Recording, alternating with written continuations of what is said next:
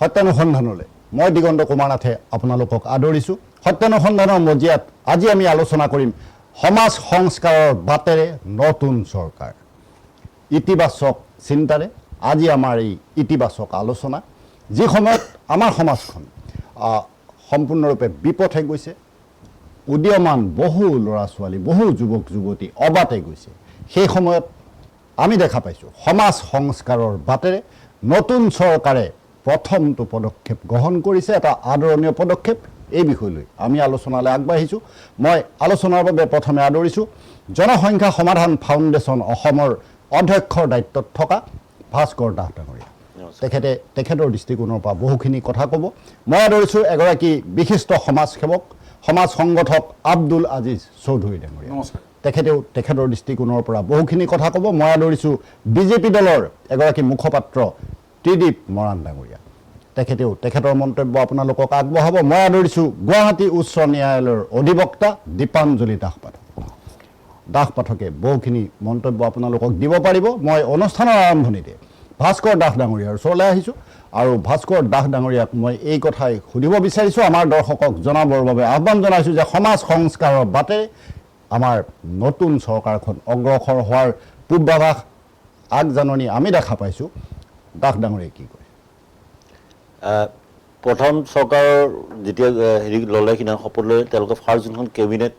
হেৰি বৈঠক হ'ল, তাতে তেওঁলোকে এটা ডিচিশ্যন হ'ল যে ইউ চি আনিব। এতিয়া সেই ইউ চিটো হয় 22 তাৰিখে কিবা এছেম্বলিত তেওঁলোকে হেৰি কৰিব, তাৰ এটা নিয়ম আছে। কিন্তু তেওঁলোকে এই যোনটো পদক্ষেপ ল'লে, এইটো আমি জনসংখ্যা সমাধান ফাউণ্ডেশ্যনৰ পৰা কেতিয়াবাৰ পৰা দাবী কৰি আছোঁ। 10 লাখ হেৰি দিছিলোঁ আমি, all over India signature collect কৰি মাননীয় নৰেন্দ্ৰ মোদী ডাঙৰীয়াকো আমি অৰ্পণ কৰিছিলোঁ। তেতিয়া আমি মাননীয় মুখ্যমন্ত্ৰী ডাঙৰীয়াকো এই বিষয়ে জ্ঞাত কৰিছিলোঁ। সেই পদক্ষেপটো লোৱাৰ কাৰণে আমি বিৰাটে আনন্দিত, কাৰণ ইউনিফৰ্ম চিভিল কোডটো অনাটো বিৰাটে প্ৰয়োজন আছে অসমত। একচুৱেলি এয়া প্ৰথম আনিছিলে ভাৰতত উত্তৰাখণ্ডৰ পৰা ধামী চৰকাৰে 2022 চনৰ যেতিয়া ইলেকশ্যন হৈছিলে, তেতিয়া তেওঁ এটা ঘোষণা কৰিছিল যে ইউ চি আনিব। তো তেওঁ অনাৰ পিছত আমাৰ হেৰি কৰিছে, কিন্তু আৰ্টিকল 44 সুপ্ৰিম কোৰ্টৰ যোনখন আৰ্টিকল 44টো ইয়াৰ এটা গাইডলাইন্স কৰা আছে। গতিকে সেই গাইডলাইন্সখিনিও এতিয়ালৈকে দিয়াৰ পিছতো উত্তৰাখণ্ডত মানে এতিয়াও ভাল আছে। আৰু আমাৰ ইয়াত অনাৰ লগে লগে চাওক, এটা বস্তু অসমত আপুনি দেখিছে যে এই লিভ ইন ৰিলেশ্যনৰ প্ৰৱণতাটো ভয়ানকভাৱে বৃদ্ধি পাইছে। লিভ ইন ৰিলেশ্যনত একচুৱেলি হোৱাৰ লগে লগে কি হয়, এজন মহিলাৰ সেই লিভ ইন ৰিলেশ্যনটো তেওঁ ইউ চি থ্ৰুদি এটা ৰেজিষ্ট্ৰেশ্যন কৰাৰ কথা কৈছে। ৰেজিষ্ট্ৰেশ্যন কৰাৰ লগে লগে ইয়াতে বহুত বস্তু হেৰি হ'ব, হ্ৰাস পাব, তেতিয়া লাভ জিহাদটো হ্ৰাস পাব, কাৰণ এইটো ৰেজিষ্টাৰ্ড হ'ব। প্লাছ মহিলাগৰাকী, ছোৱালীগৰাকী সুৰক্ষাটো নিশ্চিত হ'ব। আৰু এই যে আপোনাৰ বহু বিবাহ যোনটো বহু বিবাহটো ৰুদ্ধ হ'ব, কাৰণ সমাজত এটা চামে জনসংখ্যা বঢ়াই পেলাই তেওঁলোকে সমাজখনত এটা পপুলেশ্যন গঢ়ি পেলাই যোনটো মানে ডেম'গ্ৰাফি চেঞ্জ কৰিব বিচাৰিছে, সেই বস্তুটো ৰোধ হ'ব বুলি মই ভাবোঁ। আৰু এই যে আপোনাৰ সকলো নাগৰিকৰ বাবে ইয়াৰ জৰিয়তে এটা ছেম এখন আইন থাকিলে নিশ্চয় আপোনাৰ এটা সমাজত পৰিৱৰ্তন, সমাজত এটা মানে পজিটিভ চিন্তা এটা আহিব। আৰু বহু বিবাহ, বহু হেৰি যেনেকৈ আপোনাৰ নিয়ন্ত্ৰণ কৰিব পাৰিব। এতিয়া আপুনি কওক, মুছলিম মহিলাসকলো ইয়াৰ দ্বাৰা সুৰক্ষিত হ'ব, উপকৃত হ'ব। কাৰণ তেওঁলোকে ধৰক কেতিয়াও নিবিচাৰে, এগৰাকী মহিলাৰ মনৰ কথাটো সকলোৱে জানে। আৰু প্লাছ ইনহেৰিটেঞ্চ হ'ব। এতিয়া মহিলা আৰু পুৰুষ সমান অধিকাৰ এটা দিয়াৰ এটা এই আইনখনে এটা ৰাস্তা প্ৰদত্ত কৰিব। কাৰণ যিহেতু এই আইনখনে সম অধিকাৰ দিব সকলোকে, গতিকে ইয়াৰ দ্বাৰা আপোনাৰ সমান হেৰি হিচাপে আপোনাৰ এটা সম অধিকাৰ পাব। ইনহেৰিটেঞ্চ মানে সমান সম্পত্তিৰ হেৰিও পাব। প্লাছ ট্ৰিপল তালাকটো আপোনাৰতো দেখিলে কেনেকৈ বন্ধ কৰিলে।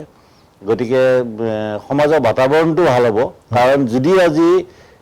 ইউ চিখন থাকিলে হয়, শ্ৰদ্ধা আলোৱাৰ নিচিনা 36 টুকুৰা কৰি লিভ ইন ৰিলেশ্যনত থকাৰ পিছত বাস্কেট বেগত ভৰাই পেলাই সেই মৃত ঘটনা নহ'ল। ইয়াৰ লগত আৰু এটা কথা কওঁ মই কিন্তু দেই, ইয়াতে আপোনাৰ পুৰুষজনেও সুৰক্ষিত হ'ব। কিয় হ'ব? এনেকুৱা কেছো আছে কাহিলীপাৰাতে এটা ঘটনা ঘটিছিলে আজি 2 বছৰ আগতে য'ত মহিলাগৰাকীয়ে ইভেন সেই পুৰুষজনক পিছত লিভ ইন ৰিলেশ্যনত থকাৰ পিছতো তেওঁক হত্যা কৰাৰ হেৰিৰ লগত জড়িত হৈ গৈছিলে গতিকে ইয়াতে আপোনাৰ এইটো নহয় যে মহিলা সুৰক্ষিত হ'ব ইয়াতে পুৰুষ মহিলা সমানে সুৰক্ষিত হ'ব সমাজৰ বাতাবৰণটো যোনটো হৈ আছে সেই বস্তুটো আপোনাৰ নিৰ্মূল হ'ব আৰু বিবাদ তালাক আৰু উত্তৰাধিকাৰীৰ বিষয়ত এনে নিয়ম থাকিলে আদালতৰ বিবাদবিলাক কমিব তাৰমানে আমাৰ পৰিৱৰ্তন এটা হ'ব বাতাবৰণ এটা ভাল সৃষ্টি হ'ব আৰু বিভিন্ন ব্যক্তিৰ মাজত যোনটো সামাজিক সংঘাত আছে এই সংঘাতটো কমি আহিব হয় গুৰুত্বপূৰ্ণ তথ্য দিছে ভাস্কৰ দাস ডাঙৰীয়াই আৰু সকলোতকৈ ভাল লগা কথা জনসংখ্যা সমাধান ফাউণ্ডেশ্যনে যি দাবী বহু পূৰ্বৰ পৰা কৰি আহিছে সেই দাবী সাৰ্থক হোৱাৰ দিশলৈ আগবাঢ়িছে মই ভাস্কৰ দাস ডাঙৰীয়াৰ ওচৰলৈ পুনৰ আহিম এতিয়া আহিছোঁ ত্ৰিদীপ মৰাণ ডাঙৰীয়াৰ ওচৰলৈ বিজেপি দলৰ মুখপাত্ৰ হিচাপে তেখেতৰ মন্তব্য আগবঢ়াব লাগে কাৰণ নিৰ্বাচনৰ পূৰ্বে বিজেপি দলে কিছু প্ৰতিশ্ৰুতি দিছিল অংগীকাৰ কৰিছিল সংকল্প পত্ৰ তেখেতসকলে প্ৰকাশ কৰিছিল আৰু সেই সংকল্প পত্ৰৰ আধাৰত সম্পূৰ্ণ প্ৰতিশ্ৰুতিসমূহ পূৰণ কৰিবলৈ আমাৰ চৰকাৰ আগবাঢ়িছে আপুনি কি কয় দিগন্তদা আপোনাক ধন্যবাদ জনাইছোঁ প্ৰথমতে মানে সাধাৰণতে টেলিভিশ্যন চেনেলবিলাকে যেতিয়া টক শ্ব' পাতে ডিবেট পাতে সাধাৰণতে নিগেটিভ কথা বতৰাবিলাক লৈ আলোচনা হয় মই আপোনাক ভাল পাইছোঁ অন্ততঃ আপুনি চৰকাৰখনৰ এটা পজিটিভ কথা লৈ পজিটিভ চিন্তাধাৰা লৈ আপুনি আজি আলোচনা চক্ৰটো পাতিছে ইতিবাচক চিন্তাৰে ইতিবাচক আলোচনা হয় তো সেইকাৰণে মই ভাল পাইছোঁ সাধাৰণতে টিভি চেনেলবিলাকে এইটো কাম নকৰে কথাটো হ'ল এতিয়া যে ভাৰতীয় জনতা পাৰ্টীৰ চৰকাৰখনে যিখিনি কাম কৰিছে বা যিমানবিলাক কাম কৰিছে গোটেইখিনি আমাৰ যিখন নিৰ্বাচনী ইস্তাহাৰ সেই নিৰ্বাচনী ইস্তাহাৰ মতে কৰিছে আপুনি দেখিলে যোৱা 5 বছৰত যিখিনি নিৰ্বাচনী ইস্তাহাৰত প্ৰতিশ্ৰুতি দিছিল সেই প্ৰতিশ্ৰুতিখিনি পূৰণ কৰিছে তাৰ গতিকে আপোনাক ইমান ধুনীয়াকৈ অসমৰ ৰাইজে অসমৰ জনগণে আমাক মেণ্ডেট দিছে সেই কথাখিনি আপোনালোক সকলোৱে জানে এতিয়া কথাটো হ'ল CM ছাৰে আগৰ লাষ্ট এছেম্বলিত ঘোষণা কৰিছিলে যোৱা গভৰ্ণমেণ্টত যে মই যদি কেনেবাকৈ মুখ্যমন্ত্ৰী হৈ আহোঁ প্ৰথম অধিৱেশনতে মই UCC আনিম তো গতিকে কথামতেই কাম এখন মানে অসমৰ সুৰক্ষা বিকাশৰ প্ৰতিজ্ঞা এখন সুৰক্ষিত অসমৰ বাবে এখন কাৰণ চৰকাৰখনে চাব চৰকাৰ এখনে কেৱল প্ৰশাসনিক দৃষ্টিকোণৰ পৰা আইনী দৃষ্টিকোণৰ পৰা যদি এখন চৰকাৰ পৰিচালনা কৰে তেতিয়াহ'লে কোনোবা নহয় কোনোবাখিনি জনসাধাৰণৰ লগত কোনোবাখিনি ক'ৰবাত ব্যাঘাত জন্মিব পাৰে ক'ৰবাত খেলিমেলি সৃষ্টি হ'ব পাৰে সেইকাৰণে সামাজিক দৃষ্টিকোণৰ পৰা সদায় চৰকাৰ এখনে কাম কৰিবলৈ বিচাৰিছে এইটো এটা খুব ভাল পদক্ষেপ আৰু খুব ভাল এটা চিন্তাধাৰা ইয়াৰ আগতে যদি আপুনি চাবলৈ যাওঁ এই কথাখিনি মই অহাৰ আগতে আৰু এটা কৈছোঁ আগতে CM ছাৰে কি কয় যে 2টা হেলমেট পিন্ধিব লাগিব দুজন বাইকত উঠিলে মাক দেউতাকক সেৱা কৰিব লাগিব যদি গভৰ্ণমেণ্ট এমপ্লয়ী মাক দেউতাকক নাচায় তেতিয়াহ'লে কিমান 20% নে 30% দৰমহা কাটি মাক দেউতাকক দিয়া হয় গতিকে এইবিলাক সমাজ সংস্কাৰ কৰা এটা পাৰ্ট গতিকে চৰকাৰখনে বিগত দিনৰ পৰা যোৱা 5 বছৰৰ পৰা এতিয়ালৈকে এতিয়া আপুনি যিটো বিষয় কৈছে যে চৰকাৰখনে মহিলাক পুৰুষ আৰু মহিলা সমান উত্তৰাধিকাৰী সমান সম্পত্তি অধিকাৰ দিয়া হ'ব আমাৰ ভাস্কৰ দাই খুব ধুনীয়াকৈ কথাখিনি কৈ এতিয়া চাব যে আমাৰ ল'ৰা ছোৱালী কিছুমান পঢ়িবলৈ আহে মই জেনজি শব্দটো ব্যৱহাৰ নকৰোঁ মই নিজে বেয়া পাওঁ আচলতে নতুন প্ৰজন্ম বুলি মই ব্যৱহাৰ কৰিছোঁ নতুন প্ৰজন্মৰ আমাৰ ল'ৰা ছোৱালীবিলাকে বিশেষকৈ ছোৱালীবিলাকে যেতিয়া আপোনাৰ গুৱাহাটীত বিভিন্ন প্ৰান্তৰ পৰা পঢ়া শুনা কৰিবলৈ আহে ইয়াত মাক দেউতাক যিহেতু নাথাকে তো তেতিয়া কি হয় আমি আপোনালোকৰ টিভি চেনেলৰে বা বিভিন্ন বিগত সময়বিলাকত দেখিছোঁ বিভিন্ন ঘটনাবিলাক ঘটি আছে বিভিন্ন ঘটনা আমি সাক্ষী হৈছোঁ দেখিছোঁ শুনিছোঁ গতিকে এই ঘটনাবিলাক ৰোধ কৰিবৰ কাৰণে এইটো এটা উত্তম উপায় কাৰণ কেলে নাজানে সেই অলপ আগতে এদিনাখন এটা ঘটনা হ'ল ছোৱালীজনীয়ে ফোন কৰি মাকক ক'লে মা মোবাইলত কাৰেণ্ট নাই এতিয়া মই শুই যাম তাৰ পিছৰ দিনাখন আমি দেখিলোঁ কেনেকুৱা ধৰণৰ ঘটনা ঘটিল তাৰ আগতে আমি এনেকুৱা অলেখ হাজাৰ উদাহৰণ আছে কোনোবা মই কওঁ এতিয়া ইয়াতে আহি পিনি লাভ জাহাদৰ ভাস্কৰ দা অলপ আগতে ক'লে ইয়াত আহি পিনি যদি লাভ জাহাদৰ বলি নহয় ঠিকে থাকে কিন্তু ইয়াত লিভিং ৰিলেশ্যনশ্বিপত কেতিয়াবা কোনোবা আব্দুলৰ লগতে থাকে তাৰপিছত পৰৱৰ্তী সময়ত সেইটোৱে লাভ জাহাদৰ বলি হয় লাভ জাহাদৰ হ'লে ট্ৰান্সফাৰ হৈ যায় তো গতিকে আব্দুলৰ লগতো লিভিঙত আছে তো মাকেতো দেউতাকেতো নাজানে তো গতিকে আব্দুলে আকৌ নামটো আব্দুল বুলি নকয় তেওঁ আকৌ কিবা নামটো দিয়ে তেওঁৰ নাম কিবা বেলেগ সঞ্জিত বুলি দিব কোনোবা ৰাজীৱ বুলি দিব তো পৰৱৰ্তী সময়ত যেতিয়া গম পায় তেতিয়া সময়ত আৰু উভতি যোৱাৰ কোনো ৰাস্তা নাথাকে সময় নাথাকে গতিকে এনেকুৱা ধৰণৰ অজেক এই ঘটনাবিলাক চৰকাৰখনে দেখিছে আৰু হিমন্ত বিশ্ব শৰ্মা ডাঙৰীয়াই অসমৰ যিটো সনাতনী সভ্যতা ভাৰতবৰ্ষৰ যিটো আমাৰ সনাতনী সভ্যতা হাতামপুৰীয়া যিটো সভ্যতা এই সভ্যতাৰ বাটেৰে অসমৰ জনগণক লৈ যাবৰ কাৰণে বিচাৰিছে অসমৰ যুৱ সমাজক ৰাস্তা দেখাব বিচাৰিছে গতিকে ই এটা পজিটিভ পইণ্ট আৰু মই ভাবোঁ যে অভিভাৱক মানে আমাৰ যিখিনি ছিনিয়ৰ মানুহ সকলোৱে মিলি কেৱল ছিনিয়ৰ মানুহ বুলি কোৱা নাই সমাজৰ এগৰাকী সচেতন নাগৰিক যুৱক যুৱতী সকলোকে মই ভাৰতীয় জনতা পাৰ্টি চৰকাৰখনৰ ডক্টৰ হিমন্ত বিশ্ব শৰ্মা ডাঙৰীয়াৰ কেবিনেটৰ যিটো সিদ্ধান্ত এই সিদ্ধান্তটোক সকলোকে আদৰণি জনাবৰ কাৰণে অনুৰোধ জনাইছোঁ ই ভৱিষ্যত প্ৰজন্মটোক সুৰক্ষিত কৰিব ভৱিষ্যতৰ যুৱক যুৱতী ল'ৰা ছোৱালীসকলক সুৰক্ষিত কৰিব আৰু এখন সুন্দৰ সমাজৰ দিশে আমি অগ্ৰসৰ হ'ব পাৰিম গুৰুত্বপূৰ্ণ কথা কৈছে মৰাণ ডাঙৰীয়াই মই তেখেতক ধন্যবাদ জনাইছোঁ পুনৰ আহিম তেখেতৰ ওচৰলৈ আৰু এই সময়ত মই আহিছোঁ দীপাঞ্জলি দাস পাঠক তেখেতৰ ওচৰলৈ মই কৈছোঁ পূৰ্বে যে গুৱাহাটী উচ্চ ন্যায়ালয়ৰ এগৰাকী অধিবক্তা তেখেতৰ বক্তব্য শুনাৰ আমাৰ অতীৱ প্ৰয়োজন আছে একে সময়তে তেখেত আকাশবাণীৰ এগৰাকী শিল্পী আৰু এগৰাকী কবি তেখেতৰ অনুভৱ তেখেতৰ বক্তব্য আমি শুনিব লাগে এই কাৰণে যে আমি যদিও কৈ আছোঁ যে কঠোৰ নিয়ম ৰাজ্যখনত প্ৰযোজ্য হ'বলৈ গৈ আছে বিবাহ বহিৰ্ভূত সহবাস বহু বিবাহ সম্পূৰ্ণ নিষিদ্ধ হ'বলৈ গৈ আছে কিন্তু ইয়াতো কিছুমান আইনৰ মেৰপেচ আছে কাৰণ পূৰ্বে কিছুমান ৰায়দান হৈ আছে বা এনেকুৱা ধৰণৰ ঘটনাবিলাক আছে গতিকে দীপাঞ্জলি দাস পাঠকে এই বিষয়ে কিছু কথা আমাৰ দৰ্শকক অৱগত কৰে ধন্যবাদ দিগন্ত আৰু আজি যেটো আলোচনা হৈছে এটো ক্ষেত্ৰত মই প্ৰথমে ক'ব লাগিব যে সংস্কাৰ আৰু উন্নয়ন দুটা পৰিপূৰক বস্তু উন্নয়ন অবিহনে সংস্কাৰ নহয় আৰু সংস্কাৰৰ কাৰণে উন্নয়ন পৰিপূৰক মাত্ৰাত আগবাঢ়ে গতিকে সমাজ এখন আগবাঢ়িবলৈ হ'লে দুইটা বস্তুৱে আমি সংস্কাৰ আৰু উন্নয়ন হাতে হাত ধৰি যাব লাগিব গতিকে যোৱাবাৰ 5টা বছৰত আমি দেখিলোঁ বিজেপি গভৰ্ণমেণ্টখনে আমি ভালটো ক'বই লাগিব যে তেওঁলোকে যিখিনি উন্নয়নৰ লগতে সংস্কাৰকো আগভাগ দিছিল আৰু এইবাৰ তেওঁলোকৰ যিখন ইস্তাহাৰ তাত যিটো ইউচিচি অনাৰ কথা ক'লে আৰু বাকী কথাখিনি এইকেইদিন আমাৰ মুখ্যমন্ত্ৰী ডাঙৰীয়াই কৈ আছে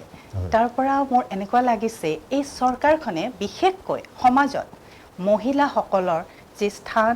মৰ্যাদা সন্মান আৰু সুৰক্ষা এইখিনিক সৰ্বতো প্ৰকাৰে তেওঁলোকে সুনিশ্চিত কৰিবলৈ বিচাৰিছে আৰু স্বভাৱতে কোৱা হয় যেনেকৈ যিখন ঘৰত আই লক্ষ্মীক সন্মান দিয়া হয় সেই ঘৰখন ধনে ধনে পৰিপূৰ্ণ হয় আৰু গতিকে আমাৰ চৰকাৰখনেও চাগে প্ৰথমে আমাৰ যি মাতৃস্বৰূপা মহিলাসকলক সুৰক্ষিত কৰিব খুজিছে সকলো ফালৰ পৰা তেওঁলোকৰ অধিকাৰ সুৰক্ষা সকলোখিনিৰ পৰা নিশ্চিতভাৱে ই আমাৰ সমাজখনক বহুখিনি আগুৱাই নিব তাৰোপৰি এই যেটো আমি ইতিমধ্যে তেওঁলোকে ক'লে আমাৰ পূৰ্ব বক্তাসকলে ইউচিচিৰ কথা ক'লে এই সকলোখিনিতে মোৰ কৰবাত অনুভৱ হৈছে যে মহিলাসকলৰ মৰ্যাদা সমাজত স্থান কেনেকৈ উন্নীত হ'ব এইটো চাওক যে প্ৰথম এতিয়া কোৱা হৈছে যে ইউচিচি যেটো আনা হৈছে হেতুৰ মূলতে কি হ'ব আমাৰ আইনী সৰলীকৰণ প্ৰক্ৰিয়া এটা হ'ব জটিলতা নাইকিয়া হ'ব কাৰণ এক নাগৰিক এক আইন গতিকে এক ধৰণৰ সবই একে ধৰণৰ আইনৰ প্ৰক্ৰিয়াৰ মাজেৰে যাব লাগিব গতিকে এই ইউচিচিটোৱে প্ৰথমতে মোৰ কৰবাত অনুভৱ হয় ব্যক্তিগতভাৱেও হৈছে যে এটা বিশেষ গোষ্ঠীক অলপমান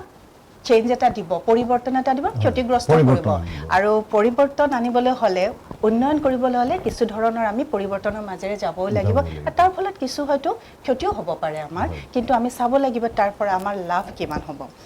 গতিকে এইবাৰ মই অলপতে মুখ্যমন্ত্ৰী মহোদয়ৰ এটা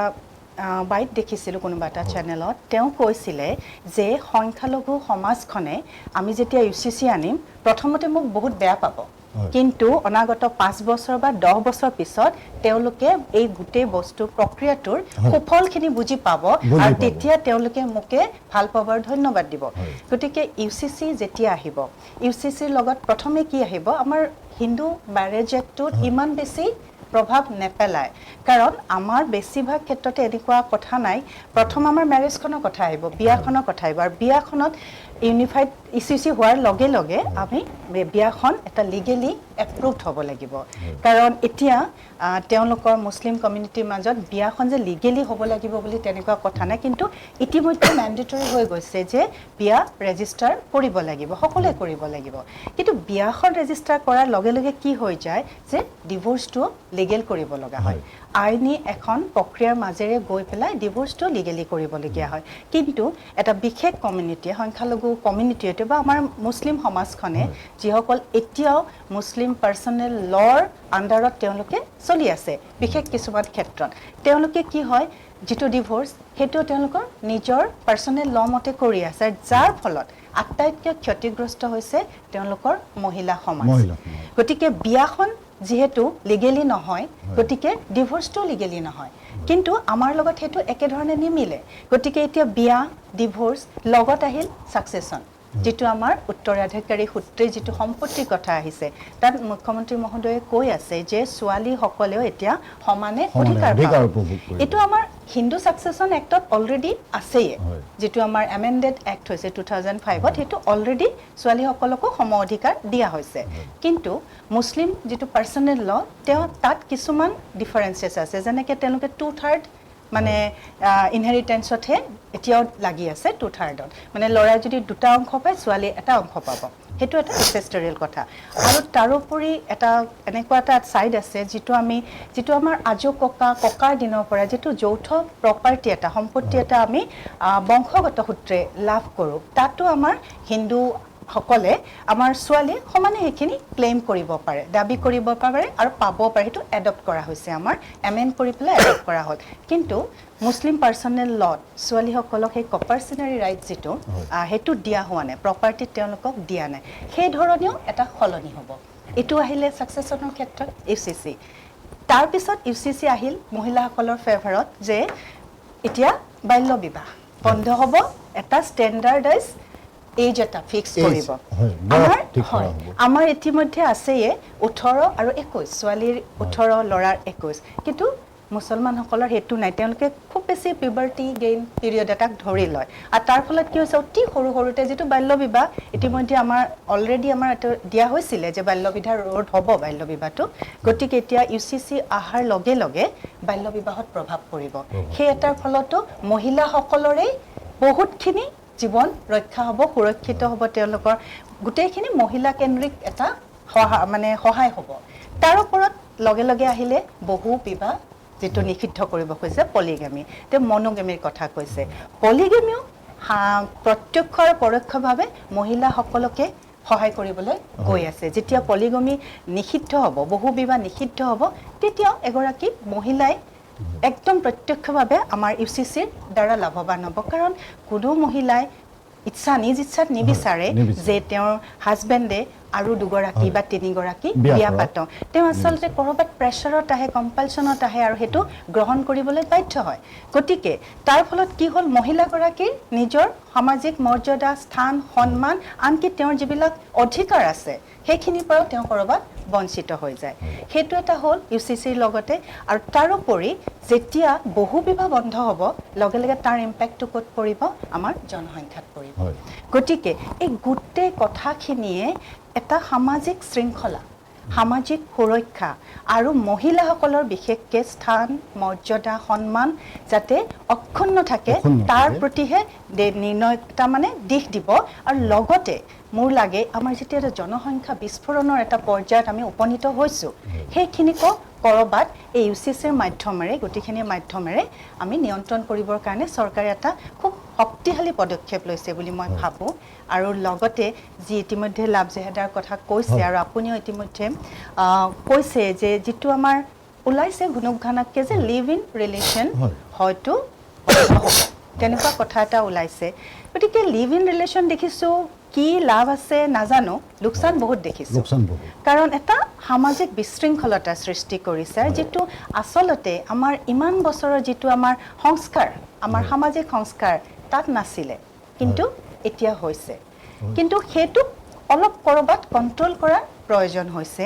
কিন্তু এতিয়া যেটো আমাৰ লেটেষ্ট সুপ্ৰিম কোৰ্টে কিছুমান কেছৰ ক্ষেত্ৰত ৰায়দান কৰিলে বিশেষকে উত্তৰাখণ্ডৰতে হৈছে এটো যে আমাৰ লাষ্ট কেছ এটা আছিলে ৰাজবীৰ সিং ৰাণা ভাৰ্চেছ উত্তৰাখণ্ডৰ তাত যেটো সুপ্ৰিম কোৰ্টে ৰায় দিলে কাৰণ তেনেকুৱা এটা কথা হৈছিল যে ক্ৰিমিনেল কেছত তেওঁৰ লিভ ইন পাৰ্টনাৰে তেওঁ ফসাবলৈ গৈ আছিল যে বহু দিন একেলগে থকাৰ পিছত বিবাহৰ তেওঁলোকে মানে লাষ্টত কি কৰিলে তেওঁ ঠগিলে বিবাহ নেপাতিলে তেওঁলোক সেপাৰেট হৈ গ'ল আৰু তাৰ ফলত তেওঁৰ পাৰ্টনাৰে গৈ পেলাই এটো কেছ দিছিল যেটো সুপ্ৰিম কোৰ্টলৈ গ'ল আৰু সুপ্ৰিম কোৰ্টে ৰায়দান কৰিলে যে লিভ ইন ৰিলেশন এটা কেতিয়াও ক্ৰিমিনেল অফেন্স হ'ব নোৱাৰে এটো ইলিগেল নহয় কিন্তু ইলিগেল নহলেও তাৰটো বহু ধৰণৰ ঋণাত্মক দিশো আছে তেনেহলে সেই ঋণাত্মক দিশবোৰ কি কৰা যাব গতিকে এইবাৰ চৰকাৰে আমি যেটো অলপ শুনিছো যে লিভ ইন ৰিলেশনৰ ওপৰত কিছু কন্ট্ৰোল আনিব হয়তো একেবাৰে বেন কৰি দিব নোৱাৰে কাৰণ একেবাৰে বেন কৰিব নোৱাৰে কাৰণ অলৰেডি সুপ্ৰিম কোৰ্টে কৈ থৈছে যে লিভ ইন ৰিলেশ্যন এটা ইলিগেল সম্পৰ্ক নহয় লিগেল বুলি কৈ থৈছে আনকি তাৰ পৰা বিভিন্ন কনচিকুৱেঞ্চ ইভেন তাৰ পৰা হোৱা ল'ৰা ছোৱালীও ইললেজিটিমেট বুলি কোৱা নাই বৈধ বুলি কৈছে যদি আমি কোৰ্টত প্ৰুফ কৰিব পাৰোঁ সেইখিনি ল'ৰা ছোৱালীয়ে আইনৰ সুৰক্ষা পাবৰ যোগ্য আনকি লিভিং পাৰ্টনাৰেও আইনৰ সুৰক্ষা পাব পাৰে যদিহে কোৰ্টত লিভিং ৰিলেশ্যনটো আমি এষ্টাব্লিছ কৰিব পাৰোঁ গতিকে সেই ক্ষেত্ৰত আমি লিভিং ৰিলেশ্যন এটা মই নাভাবোঁ যে চৰকাৰে UCC অনাৰ পিছত লিভিং ৰিলেশ্যন এটা বন্ধ বা নিষিদ্ধ কৰিব হয়তো নোৱাৰে কিন্তু তাত কিছুমান ৰেগুলেটৰী ছিষ্টেম হয়তো তেওঁলোকে ইন্ট্ৰডিউচ কৰিব আৰু সেই কেনেকুৱা ধৰণৰ ৰেগুলেটৰী ছিষ্টেম হ'ব মই ভাবোঁ আইনজ্ঞসকলে নিশ্চিতভাৱে চৰকাৰক সেই বিষয়ে নিশ্চয় উপদেশ দিছে আৰু তেওঁলোকে সেই ৰাস্তাটোৰে আগবাঢ়িব আৰু লিভিং ৰিলেশ্যন এটাকো যাতে এটা শৃংখলাৰ মাজত সামাজিক শৃংখলাৰ মাজত ৰাখিব পাৰি আৰু লিভিং ৰিলেশ্যনত থকা পাৰ্টনাৰ দুয়োগৰাকীক যাতে কিছু আইনী সুৰক্ষা প্ৰদান কৰিব পাৰি হয় সেইটোৰ কাৰণে তেওঁলোকে হয়তো ৰেজিষ্ট্ৰেশ্যন বা কিছুমান ৰেগুলেটৰী ছিষ্টেমৰ কথা ক'ব যিটোৰ মাজেৰে লিভিং পাৰ্টনাৰসকলে যাব লাগিব আৰু যাৰ ফলত যিটো সামাজিক বিশৃংখলতা সৃষ্টি হৈছে বা মাজে মাজে খুব গুৰুতৰ অপৰাধ সংঘটিত হৈছে সেইখিনিক হয়তো নিয়ন্ত্ৰণ কৰিবলৈ সক্ষম হ'ব দীপাঞ্জলি দাসহঁতক ধন্যবাদ জনাইছোঁ অকণমান সময়ৰ ভিতৰতে তেখেতে বহুকেইটা গুৰুত্বপূৰ্ণ বক্তব্য আপোনালোকক আগবঢ়ালে আপোনালোকৰ জ্ঞাতাৰ্থে বহুখিনি তথ্য দাঙি ধৰিলে মই এতিয়া আহিছোঁ আব্দুল আজিজ চৌধুৰী ডাঙৰীয়াৰ ওচৰলৈ ইছলাম ধৰ্মী এগৰাকী ভদ্ৰলোক আৰু ইছলাম ধৰ্মক লৈ আমাৰ দীপাঞ্জলি দাস পাঠকেও কিছু কথা ক'লে যে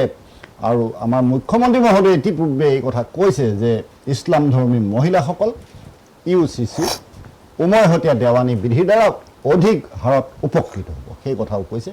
মই আব্দুল আজিজ চৌধুৰী ডাঙৰীয়াৰ পৰা তেখেতৰ মন্তব্য শুনিবলৈ আহ্বান জনাইছোঁ ধন্যবাদ ডাঙৰীয়া আচলতে আলোচনাখিনি ভালকৈ হৈছে এতিয়া দীপাঞ্জলি দাস বাইদেউ মোৰ ওচৰত থকা তেখেতো ভালকৈ যিখিনি কথা ক'ব লগা আছিল কৈছে মই এই সম্প্ৰদায়টোৰ পৰা অহা মানুহ হিচাপে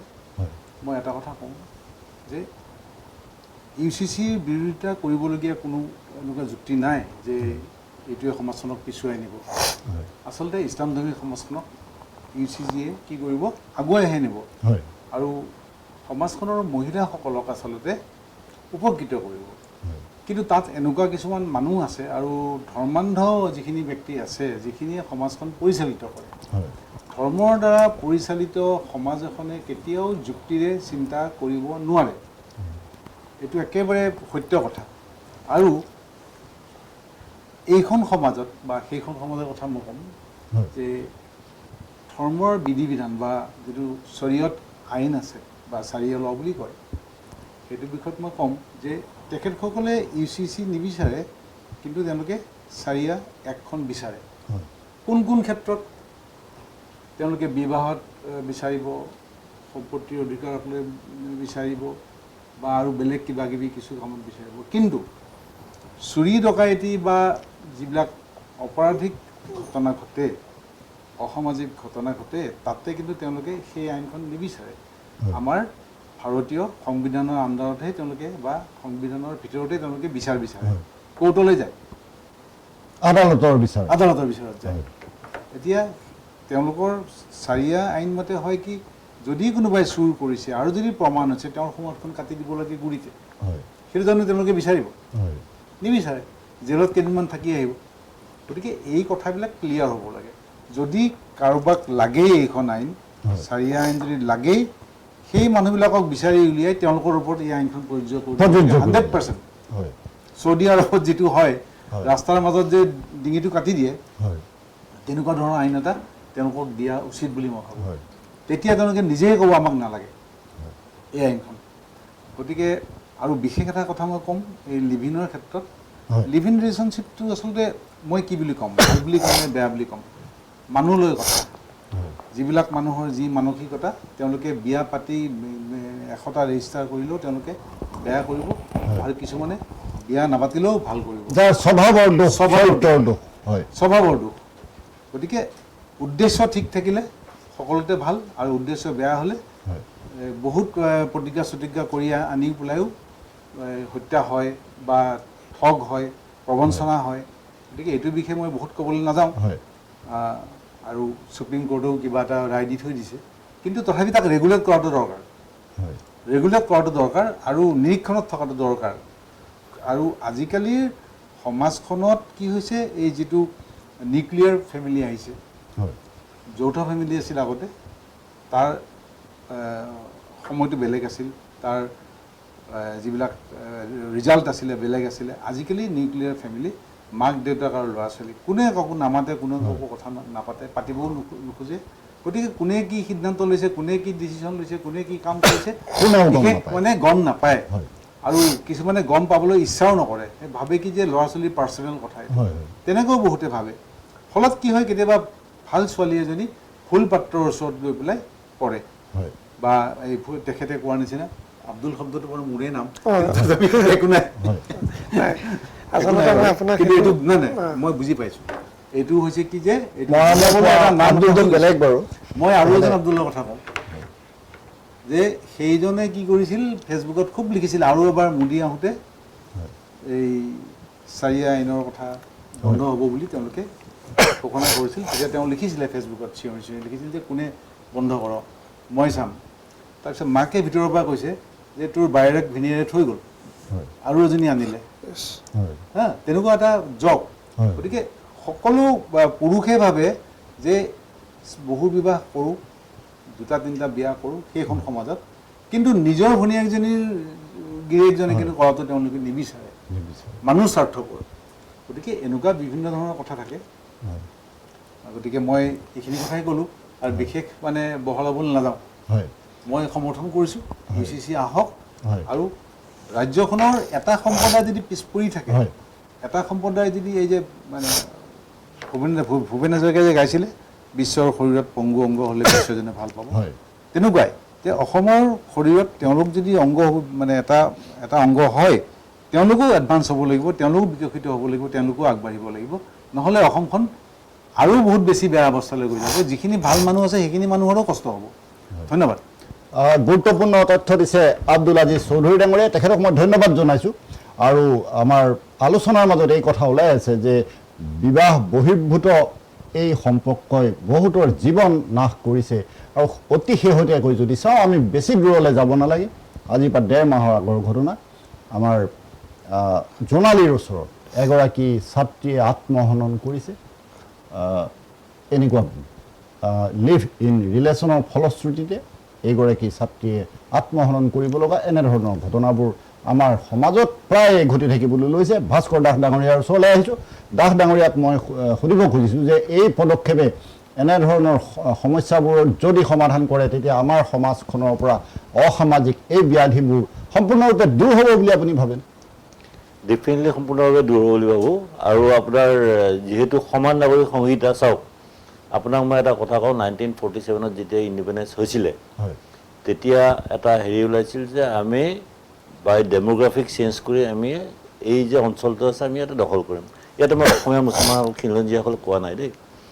তাৰপিছত তেওঁলোকে 2047 চনত PFOৰ এটা আপোনাৰ ভিজন ডকুমেণ্টছ ওলাইছিলে মাজতে ধৰা পৰিছিলে তাত তেওঁলোকে কি কৰিছিল যে ডেমোগ্ৰাফি বঢ়াই পেলাই তেওঁলোকে চাওক এতিয়া আপুনি পাৰ্মুটেশ্যন কম্পিটিশ্যন যদি কৰে আপুনি এক্সপনেঞ্চিয়েল গ্ৰোথটো চাওক যে আমি যদি এগৰাকী বিয়া কৰে তেওঁলোকৰ দুটা সন্তান নাই বা আজিকালিতো টাউনতে এটা সন্তানেই হৈছে এতিয়া গতিকে আমাৰ যোনটো ফাৰ্টিলিটি ৰেচিঅ' সেইটো আমাৰ বৃহৎ কমি আহিছে আৰু তেওঁলোকৰ ফাৰ্টিলিটি ৰেচিঅ'টো বাঢ়ি আহিছে এসময়ত আজি আমাৰ ঘৰত ফেমিলিত 6-7টা ল'ৰা ছোৱালী আছিল বুলি আজি আমি অসমীয়াখিনি এইটো অৱস্থাত আছোঁ কিন্তু এইটো কমি আহিছে যদি তেতিয়াও যদি এইটো অৱস্থা থাকিলেহেঁতেন তেতিয়াহ'লে আমি আজি অৱস্থা আমাৰ নাথাকিলে হয় এতিয়া এই 3-4জনী বিয়া যে কৰায় 3-4জনী বিয়া কৰাৰ পিছত তেওঁলোকৰ পৰা আপুনি যদি আকৌ সেই প্ৰত্যেকৰ পৰা 4জনকৈ যদি হেৰি কৰে আপুনি 50 বছৰত আপুনি একো কৰিব নালাগে অলৰেডি ডেমোগ্ৰাফিকলি হেৰি এটা কৰিব আপুনি চাওক বাংলাদেশ সেই ৱেষ্ট বেংগলৰ অলপ ইলেকশ্যনত সেই জামাতুল কিবা এটা এইখিনিত ধমকি দিছে যে তহঁতে কিয় আমাৰ বৰ্ডাৰ চিল কৰিব আহিছে আমি যদি মুছলমানখিনি একেলগে লগ হৈ যাওঁ তহঁতক মই একেলগে হেৰি কৰিব পাৰোঁ ইভেন এনেকুৱা এটা ধমকি হৈছিল যে আমি যদি চিকেন নেকটো যদি কাটি দিওঁ তহঁতক মই 5 ঘণ্টাতে তহঁতক আমি বিচ্ছিন্ন কৰি দিব পাৰোঁ এনেকুৱা এটা ধমকি হৈছিলে অৱশ্যে এতিয়া ফেঞ্চিঙৰ কাম 45 দিনৰ ভিতৰত বিজেপি চৰকাৰ অহাৰ পিছত সেইটো বস্তু দ্ৰুতগতিত আৰম্ভ কৰিছে ফেঞ্চিং কৰিছে এইটো কথা তাৰপিছত আৰু এটা মুছলিম মহিলাসকলৰ প্ৰতি কৈছোঁ যে 4গৰাকী বিয়া কৰালে, এগৰাকী মন গ'ল ফোনতেই তালাক দিলে, তাৰপিছত কি কৰিলে তেওঁ আকৌ সেইজনে আকৌ তেওঁ বেলেগ এজনে বিয়া কৰালে, বিয়া কৰাৰ পিছত তেওঁ আকৌ আগৰ গিৰিয়েকজনে মানে হেৰি কৰিব লগা হ'ল, তেওঁক আকৌ মানে বিয়া কৰাৰ মন গ'ল, গতিকে তেওঁ হালালা কৰি দিলে, মৌলবীয়ে ল'লে চান্স লৈ পেলাই তাৰপিছত আকৌ মানে এটি যে জাষ্ট মানে আপুনি এটা ভাবিব নোৱাৰা এই UC যদি হৈ যায় সেই বস্তু যেতিয়া ৰোধ হ'ব তেতিয়া কি হ'ব আপোনাৰ জনসংখ্যাটো সেই যে ফাৰ্টিলিটি সেইটোও কমি আহিব, বুজি পাইছেনে? আৰু এটা বিৰাট ডাঙৰ কথা এটা আমি কৈছিলোঁ, আমাৰ মিৰাটৰ অধিৱেশন আছিলে 2024 চনত, তেতিয়া আমি তাৰ অধিৱেশনত অসমৰ ফালৰ পৰা নৰ্থ ইষ্টৰ পৰা প্ৰতিনিধি কৰি আমি এটা দাবী ৰাখিছিলোঁ যে আমাৰ ট্ৰাইবেল যিখন ভাইসকল আছে তেওঁলোকক এই আইনখনৰ আওতাৰ পৰা বাহিৰত আনিব লাগে। প্ৰথমতে জনসংখ্যা কণ্ট্ৰলৰ কাৰণে এখন হেৰি বিচাৰিছিলোঁ, এতিয়া UC হ'লে তাৰ পিছত নেক্সট ষ্টেপটো জনসংখ্যা কণ্ট্ৰল অট'মেটিকলি হ'ব। আৰু কিয় ট্ৰাইবেল পপুলেশ্যনৰ হ'ব আমাৰ কথাৰ মাজত এই লাইনটো কাটি গৈছে কাৰণ মাননীয় হিমন্ত বিশ্ব শৰ্মাই এই বস্তুটোৰ কথা কৈছে যে জনজাতিসকলক এই আওতাৰ পৰা আঁতৰাব, তেওঁলোকৰ পপুলেশ্যন ভয়ংকৰভাৱে কমি আহিছে। আপুনি যদি ডেমোগ্ৰাফিক ষ্টেটাছটো চাই পপুলেশ্যন বহুত খালি ৰাস্তাৰ নামতহে আছে, কিয় কমি আহিছে সেইটো ক'বলৈ নালাগে যদিও তেওঁলোকে বহুত কম বয়সতেই ধৰক কিছুমান সামাজিক হেৰি কাৰণে মদ্যপানী ধৰক কৰিলে খুব সোনকালে তেওঁলোকে মৰি যায় গিৰিয়েকবিলাক, সেইটো এটা বিৰাট ডাঙৰ ব্যাধি এটা হৈছে। চ' তেওঁলোকৰ পপুলেশ্যনটো সাংঘাতিক ধৰণে কমি কমি লাহে লাহে নোহোৱা হৈ আহিছে। চ' তেওঁলোকক যদি আমি এই ইয়াত যদি UC যদি কৰি ৰাখোঁ নাইবা জনসংখ্যা যদি হেৰিত কৰি ৰাখোঁ তেতিয়াহ'লে তেওঁলোকৰ পপুলেশ্যনটো আৰু কমি যাব, নিশ্চিন্ন হৈ যাব। গতিকে তেওঁ মাননীয় হিমন্ত বিশ্ব শৰ্মাই এইটো ক'লে যে তেওঁলোকৰ এই যদি এইটো বস্তু হয় তেতিয়াহ'লে আপোনাৰ যোনখিনি মানে জনজাতি পপুলেশ্যন আছে তেওঁলোকে এই আওতাৰ পৰা বাচি আহিব। আৰু যেতিয়া গোটেইখিনিকে সমান অধিকাৰ সমান হেৰি দিলে তেতিয়াহ'লে মই আপোনাক এটা বস্তু কৈছোঁ ইয়াতে এটা কথা থাকি গৈছে, মোক ক্ষমা কৰিব মই মাজতে কোৱাৰ কাৰণে। উত্তৰাখণ্ডত যেতিয়া তেওঁলোকে এই UC আইনখন আনিছিলে ইণ্ডিয়াত প্ৰথমবাৰ তেতিয়া তেওঁলোকে এটা টেকনিক কৰিছিলে যে ধামি চৰকাৰে তেওঁ কৰিছিলে কি এখন সুপ্ৰিম কোৰ্টৰ এখন কমিটি বনাই দিছিলে হেডেড বাই ৰঞ্জনা প্ৰকাশ দেশাই, তেওঁ সেই UC সেই বস্তুটো ড্ৰাফটিং কৰিছিলে, তেওঁ সুপ্ৰিম কোৰ্টৰ ৰিটায়াৰ্ড জাজ আছিলে। তাৰপিছত বিভিন্ন মানুহৰ লগত লগ লাগি পেলাই তেওঁ চবৰে মতামত লৈ এই UCখনৰ হেৰি কৰিলে, তাৰপিছত সেই বিলখন পাছ কৰিলে এছেম্বলিত আপোনাৰ ফেব্ৰুৱাৰী 2024। তাৰপিছত আপোনাৰ ৰাষ্ট্ৰপতিয়ে অনুমোদন জনালে 2024 কিছুদিন পিছতে এইটো অনুমোদন জনালে, এতিয়াও চলি আছে। সেইটো কোৰ্টত বহুতে কেছ দিছে যে ই আমাৰ পাৰ্চনেল ল' আমাৰ যোনটো মুছলিম পাৰ্চনেল ল' আছে আমাৰ তাত হেৰি কৰিব। UCখনটো কেতিয়াও কোৱা নাই যে তহঁতে পূজা নকৰিবি, তহঁতে মছজিদত নাযাবি, সেইটো কোৱাই নাই। গতিকে দিছ ইজ টোটেলি মানুহে বহুতে ভ্ৰম পেলাব চেষ্টা কৰি আছে, এই ভ্ৰমটো মই ক্লিয়াৰ কৰি দিছোঁ। তাৰমানে এইটো UC যে টোটেলি ডিফাৰেণ্ট চেপ্টাৰ আৰু UC এই যে নামাজ নপঢ়ে এইবিলাক বস্তু চেপ্টাৰ আনাই নাই ইয়াতে। গতিকে ইয়াতে সকলো সমান নাগৰিকক যিসকলে ভাৰতীয় নাগৰিকে সমানে দেশৰ কাৰণে কণ্ট্ৰিবিউশ্যন কৰিব বিচাৰে তেওঁলোকৰ কাৰণে সমান নাগৰিক সংহিতা এখন আনিবৰ কাৰণে তেওঁ এই বস্তুটো কৰিছে। আৰু আপোনাক মই কৈছোঁ যেতিয়ালৈকে সুপ্ৰিম কোৰ্টে কোনো ৰায়দান কৰিব পৰা নাই এতিয়ালৈকে, যিহেতু কৰিব পৰা নাই যেতিয়া জুডিচ হৈ আছে, গতিকে এই আইনখন উত্তৰাখণ্ডত অট'মেটিকলি বাহাল আছে। চ' ছেম হেৰিতে তাতেও সেই যোনকেইটা ক্লজ দিছে গোৱাটো, কিন্তু উত্তৰাখণ্ডত প্ৰথম আনিছিলে আৰু সেই মডেলটোৱে চবে ইউজ কৰি আছে। কিন্তু মাননীয় হিমন্ত বিশ্ব শৰ্মাই ছেম বস্তু সেই যোনখিনি আছিলে তাতে একে আনিছে। তাৰমানে আমাৰ ইয়াতো সেই UCখন হ'ব, আপোনালোকে একদম পূৰা মিঠাই খাব পাৰে। গতিকে আপোনাৰ সামাজিক বাতাবৰণো ক্লিয়াৰ হ'ব। আৰু তেওঁ লোৱা এই প্ৰথম প্ৰতিশ্ৰুতিটো গোটেই সকলো ধৰ্মৰ সমানে এটা অধিকাৰ পাব বুলি মই ডাঠি দি ক'ব পাৰোঁ। গতিকে খুব ভাল পদক্ষেপ এটা হৈছে। আৰু এখন যদি আপোনাৰ বিধানসভা যে পাছ হৈ যায় তেতিয়াহ'লে ৰাষ্ট্ৰপতি অনুমোদন 26 তাৰিখে এই বিষয়ে আলোচনা হ'ব বিধানসভাৰ মজিয়াত। মই ভাস্কৰ দাস ডাঙৰীয়াক ধন্যবাদ জনাইছোঁ। আৰু ইতিমধ্যে পৰম্পৰাগত ধৰ্মীয় উপাসনাক ইয়াৰ পৰা আঁতৰাই ৰখা হৈছে। এটা গুৰুত্বপূৰ্ণ কথা মই ত্ৰিদীপ মৰাণ ডাঙৰীয়াৰ ওচৰলৈ আহিছোঁ। আৰু কাৰণ এনেধৰণৰ প্ৰতিশ্ৰুতিসমূহ পূৰণ কৰিবলৈ চৰকাৰ আগবাঢ়িছে, বিজেপি দলৰ বাবে এইটো এটা বহুত ভাল কথা। কিন্তু এইখিনিতে আপোনাক মই সুধিব লগা এটা বেলেগ কথা আছে, কাৰণ সমাজ সংস্কাৰ কৰিবলৈ বহুখিনি কথাই সংস্কাৰ কৰিব লাগিব। আৰু মই আমাৰ এই অফিচৰ কাষৰ এক পৰিৱেশৰ কথা ক'ব বিচাৰিছোঁ, গণেশগুৰিৰ কথা বিশেষভাৱে ক'ব বিচাৰিছোঁ, যি সময় এই গণেশগুৰি সন্ধিয়া লাগিলে ৰেড লাইট এৰিয়ালে পৰ্যবেক্ষিত হয় এটা গুৰুত্বপূৰ্ণ কথা সকলো মানুহৰ চকুৰ সন্মুখতে এই ধৰণৰ ঘটনাবোৰ ঘটে এটা সামাজিক পৰিৱেশ বিনষ্ট হয় এগৰাকী নাৰী ইয়াত অকলে ৰাস্তাৰ কাষত ৰৈ থাকিব নোৱাৰা এক পৰিৱেশৰ সৃষ্টি হৈছে এনেধৰণৰ সমস্যাবোৰ কেতিয়া সমাধান কৰা হ'ব বা বিজেপি দলে এনে সমস্যা সমাধানৰ বাবে চৰকাৰক পৰামৰ্শ দিবনে নিশ্চিতভাৱে সেইটো বিগত দিনবিলাকত আপুনিও দেখিছে আপোনাৰ গণেশগুৰিৰ কথাটো গুৱাহাটীত বসবাস কৰা প্ৰত্যেকগৰাকী নাগৰিকে অৱগত হয় মৃণাল ডেকা ডাঙৰীয়াই এবাৰ সাংঘাতিক ধৰণে অভিযান চলাইছিলে ইয়াত সেইটোৱে মানে চৰকাৰ এখনে কেৱল চৰকাৰে এটা ইনিচিয়েটিভ লৈ সমাজখন সংস্কাৰ কৰিব নোৱাৰে চৰকাৰখনে ৰাস্তা এটা দেখুৱাব পাৰিব আপুনি ভাল শব্দ এটা ব্যৱহাৰ কৰিছে যে সমাজ সংস্কাৰৰ বাটেৰে নতুন চৰকাৰ নেকি আপোনাৰ টপিকটো তো ভাল চৰকাৰখনে ৰাস্তাটো দেখুৱাই দিব পাৰিব কিন্তু জনসাধাৰণে আমি সচেতন নাগৰিকে সকলোৱে চৰকাৰক সহযোগ কৰিব লাগিব তেতিয়াহে এনেকুৱা ধৰণৰ যিবিলাক ঘটনা এনেকুৱা ধৰণৰ যিবিলাক সমস্যা এই সমস্যাবিলাকৰ পৰা আমি পৰিত্ৰাণ পাব তেতিয়া এখন সুন্দৰ সমাজ গঠন হ'ব এতিয়া আপোনাৰ এই কথাটো নিশ্চিতভাৱে চিপিক জনাব লাগিব নিশ্চিতভাৱে আমাৰ দলৰ ফালৰ পৰা যি ক'ব লাগে চৰকাৰক দাবী জনাম নিশ্চিতভাৱে কথাখিনি অৱগত কৰিম এতিয়া কথাটো হ'ল যে আমাৰ ভাস্কৰ দাই যিখিনি কথা কৈছে যিসকল মানুহে কথাখিনিৰ লগত মই মাজতে এড কৰি দিওঁ এতিয়া এই কথাবিলাক যিসকল মানুহে নিজকে ভাৰতীয় বুলি নাভাবে যিসকল মানুহে আমি কওঁ আমাৰ CM ছাৰে প্ৰায় মিটিঙত বক্তব্যবিলাক কয় যি মানুহে ভাৰতীয় বুলি নিজকে ভাবে যি মানুহে অসমৰ বাসিন্দা বুলি নিজকে ভাবে অসমখন মোৰ নিজৰ মাতৃভূমি বুলি ভাবে সেই মানুহৰ ভোট আমাক লাগে আৰু যি মানুহে অসমখনক নিজৰ মাতৃভূমি বুলি নালাগে মই নিজৰ ভাৰতীয় বুলি নাভাবে সেই মানুহৰ ভোট আমাক নালাগে আমি চিনাকি অচিনাকি শব্দটো মই ব্যৱহাৰ কৰোঁ আজিজ দা ওচৰতে আছে মই অথনি তেখেতৰ নামটো ব্যৱহাৰ কৰিলোঁ আপুনি বেয়া পাব নালাগে কিন্তু মই সেই গৰিয়া মৰিয়া দেশী সেই আব্দুলৰ কথা মই কোৱা নাছিলোঁ মই সেই অচিনাকি আব্দুলৰ কথাহে কৈছোঁ গতিকে প্ৰসংগক্ৰমে তেখেতৰ নামটো আহি গ'ল ময়ো অৱশ্যে অৱগত নাছিলোঁ যি কি নহওক গতিকে এই কথাখিনি মানে যিসকল মানুহে এতিয়া ভাৰতবৰ্ষৰ সংবিধানে যিখন আইন দিছে গোটেই ভাৰতীয় মানুহৰ কাৰণে দিছে বা ভাৰতবৰ্ষত যদি এতিয়া অসমত যদি কোনোবা এখন আইন লাঘৱ হয় তো গোটেই অসমত বাস কৰা মানুহৰ কাৰণে হ'ব তাত যদি আমি কওঁ মুছলিমে মুছলিম মেৰিজ এক্টৰ মতে নাই আমি এইটো নামানো খ্ৰীষ্টানে যদি কয় খ্ৰীষ্টানে এইখিনি আমি নামানো তো তেতিয়াহ'লে তেওঁলোকক আমি ভাবিবলৈ বাধ্য হ'ম যে তেওঁলোক অসমৰ বাসিন্দা নহয়নে তেওঁলোক ভাৰতীয়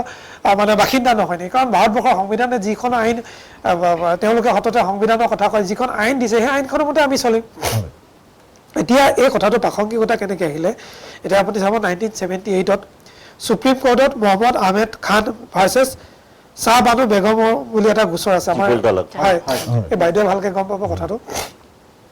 আপোনাৰ এচিটো বেছি হৈ গ'ল সেইকাৰণে মোৰ মাতটো হেৰি হৈ গ'ল তো এতিয়া তাত ধুনীয়াকৈ আছে যে 62 বছৰীয়া এগৰাকী মহিলা শ্বাহ বানু বেগমে যেতিয়া মানে তেওঁ সুপ্ৰিম কোৰ্টত যেতিয়া তেওঁ আবেদন কৰিছিল গতিকে এই তেতিয়াই প্ৰাসংগিকতা আহিছিল যে মানে 62 বছৰ এগৰাকী মহিলা তেতিয়া 1978তে প্ৰাসংগিকতা আহিছিল যে এই UCCখন কিয় দৰকাৰী আমাক আৰু তাৰ কথাখিনি ভাস্কৰে ধুনীয়াকৈ ক'লে যে উত্তৰাখণ্ডত লাঘৱ হ'ল সুপ্ৰিম কোৰ্টৰ ৰায় থকাৰ পিছতো তাৰপিছত গোৱাত হৈ আছে মেবি গুজৰাটতো হৈ আছে চাগে অসমতো নিশ্চিতভাৱে হ'ব আৰু এই কথা বতৰাবিলাকে সমাজত এতিয়া আমি কওঁ যে আমি জনসংখ্যা বেছি হৈছে আমি 2টা বাচ্চা ল'ব লাগিব অসমীয়া মানুহবিলাকে বা 3টা ল'ব লাগিব মই আপোনাক কওঁ যে আমাৰ যিখিনি অসমীয়া খিলঞ্জীয়া মুছলমান মানুহ আছে সেই মানুহখিনিক বাদ দি আপুনি যাবচোন ধুবুৰীত আপুনি জনিয়া বাগবৰ এই জেগাবিলাকত যাবচোন আপুনি যদি ভাল এজনী গাভৰু ছোৱালী আপুনি দেখা পায় হয়নে বাইদেউ এজনী গাভৰু ছোৱালী আপুনি তাতে দেখা নাপায় সৰুতে বিয়া নাপায় মই আমাৰ এইখিনি যিখিনি সচেতন মানে সেই মুছলমানখিনিক বাদ দি সেই জেগাত এজনী ছোৱালী আপুনি দেখা নাপায় এই কাৰণটো কিয় সেইবিলাকৰ কাৰণে হৈছে 3জনী 4জনী জনসংখ্যা যিটো বিস্ফোৰণ আমি যদি অসমখনক প্ৰকৃততে ভাল পাওঁ ভাৰতবৰ্ষখনক আমি যদি ভৱিষ্যতলৈকে ইয়াত থাকিম বুলি বিচাৰিছোঁ তেতিয়াহ'লে আমিতো চিন্তা কৰিম ভাৰতবৰ্ষখন ভালে থাকক জনসংখ্যা বিস্ফোৰণ নহওক তাৰপিছত কি কৰিব এতিয়া আপোনাৰ এতিয়া লাভ জেহাদ লেণ্ড জেহাদ জনসংখ্যা জেহাদ তাৰপিছতে এতিয়া আকৌ এটা ওলাইছে আন্তঃজিলা আন্তঃসমষ্টি প্ৰব্ৰজন ধুবুৰীত হৈ গ'ল তাতে ইমান অভাৰলোডেড হৈ গ'ল তাৰপিছত আকৌ উজনিৰ ফালে এতিয়া প্ৰব্ৰজন কৰিবৰ কাৰণে গৈছে গতিকে এই যিবিলাক সমস্যা য'ত এতিয়া গুৱাহাটীখনত এতিয়া মানুহ অভাৰলোড হৈ গৈছে য'ত যেতিয়া মানুহৰ জোখতকৈ যেতিয়া জনসংখ্যা বেছি হ'ব তেতিয়া এনেকুৱা ধৰণৰ মানে বেআইনী কামবিলাক দুৰ্ঘটনাবিলাক বৃদ্ধি হ'ব দুৰ্ঘটনাৰ গতিকে হয় গতিকে এইটো হিমন্ত বিশ্ব শৰ্মা ডাঙৰীয়াই যে অসমৰ মানুহৰ কাৰণে এখন সুৰক্ষিত বিকশিত অসমৰ স্বাৰ্থত অসমখন সুৰক্ষিত কৰিব লাগিব ভৱিষ্যত প্ৰজন্মৰ কাৰণে গতিকে তাৰ স্বাৰ্থত গতিকে এইটো এটা খুব মানে ষ্ট্ৰং ইনিচিয়েটিভ গতিকে এই ইনিচিয়েটিভবিলাক ল'বৰ কাৰণে সাধাৰণ মুখ্যমন্ত্ৰীয়ে নোৱাৰে হিমন্ত বিশ্ব শৰ্মা নিচিনা শক্তিশালী মুখ্যমন্ত্ৰীয়ে এনেকুৱা ইনিচিয়েটিভবিলাক ল'ব পাৰে নহ'লে সেই যিখিনি আমি অচিনাকি মানুহ এই অচিনাকি মানুহবিলাকত আজি বাংলাদেশৰ পৰা ধমকি আহিছে ৱেষ্ট বেংগলত যেতিয়া বিজেপি চৰকাৰ আহিলে যে 70 কোটি মুছলমানে হিমন্ত বিশ্ব শৰ্মা আৰু শুভেন্দু অধিকাৰীক আমি দেখুৱাই দিম চাই ল'ম গতিকে কেনেকুৱা ধৰণৰ এই গোটেই কথাবিলাক জড়িত হৈ আছে আৰু আমি চাব লাগিব আমি ভাৰতীয় মানুহে অসমীয়া মানুহে ভাবিব লাগিব গতিকে মই ভাবোঁ যে আমি সকলো মানুহে হিমন্ত বিশ্ব শৰ্মা ডাঙৰীয়াৰ তেখেতৰ কেবিনেটৰ বা আহিবলগীয়া অসম বিধানসভাৰ যিখন এই আইনখন আহিব আমি এগৰাকী সচেতন নাগৰিক হিচাপে মাননীয় মুখ্যমন্ত্ৰী মহোদয়ৰ পক্ষত থিয় দিয়াটো উচিত আমাৰ ল'ৰা ছোৱালীৰ কাৰণে আমাৰ নাতিপুতিৰ কাৰণে আমাৰ ভৱিষ্যত প্ৰজন্মটোৰ কাৰণে ভাল যদি এখন আমি সমাজ তৈয়াৰ কৰিবলৈ বিচাৰোঁ এতিয়াৰ পৰাই বাইদেউ অলপ আগতে ক'লে যে আজি যদি এখন ইমপ্লিমেণ্ট কৰোঁ 10 বছৰ পিছত ইয়াৰ ৰিজাল্টটো মুছলমান মহিলাবিলাকে দেখিবলৈ পাব কাৰণ ইয়াৰ পৰা চবতকৈ বেছি যদি লোকচান হৈ আছে এই UCC নথকাৰ কাৰণে মুছলমান মহিলাবিলাকৰহে লোকচান হৈ আছে গতিকে হিন্দু মহিলাবিলাকৰ ইমান লোকচান হোৱা নাই গতিকে তেওঁলোকে এই কথাটো বুজি পাইছে তেওঁলোকে এই কথাটো বুজিছে অনুধাৱন কৰিছে সেইকাৰণে মই ভাবোঁ যিবিলাক শিক্ষিত মুছলমান মহিলা তেওঁলোকেও এই কথাটোত অপ'জ কৰা নাই বোধ কৰোঁ তো গতিকে তেওঁলোকে এই কথাটো বেয়া নাপায় আৰু দ্বিতীয় কথাটো আহিলে যে লিভিং ৰিলেশ্যনশ্বিপৰ যিটো কথা ক'লে এই কথাবিলাক এইবিলাক আমাৰ আচলতে এই কালচাৰবিলাক আমাৰ নাছিলেই এই কালচাৰবিলাক বাহিৰৰ পৰা আহিছে এতিয়া যেনেকৈ মই কওঁ জেন জি শব্দটো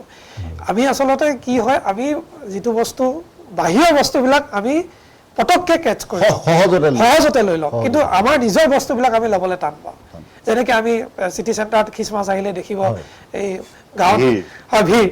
গাঁৱত চাগে বা ঘৰত তুলসীজোপাত কোনোদিনে পানী